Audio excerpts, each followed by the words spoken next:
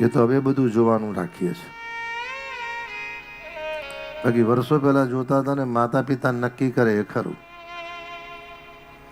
ઘેર આવ્યા પછી ખબર પડે કોલસાની ગુંજ છે કે મમરાની ગુંજ.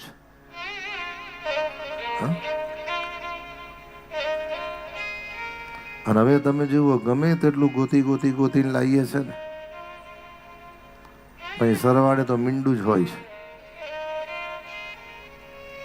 અને આમે નિયમ છે તમે જોજો, જે બહુ ગોત કરે ને બહુ ચાઈ ચીકનું કરે ને અને પછી મળે ને તારે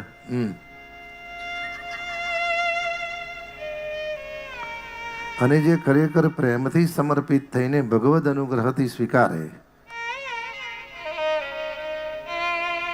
જેને માતા પિતા પરનો વિશ્વાસ અને ભગવાન પર પ્રેમ હોય ને અને ભગવત ચરણે સમર્પિત થઈને જે સ્વીકારે ને સાહેબ, જેને ખરેખર ભરોસો છે ને, તમે જોજો એના જીવનમાં જે પાત્ર મળે ને એ પાત્ર એવા સુંદર હોય,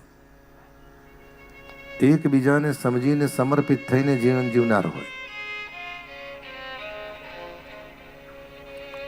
અને હું તો ઘણી વાર કહું, મનુષ્ય જન્મમાં ભગવાને પાત્ર સારું આપ્યું હોય ને,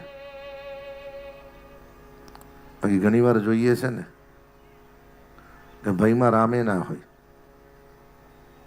પણ ધર્મપત્ની એવી સીતા જેવી પવિત્ર મળે.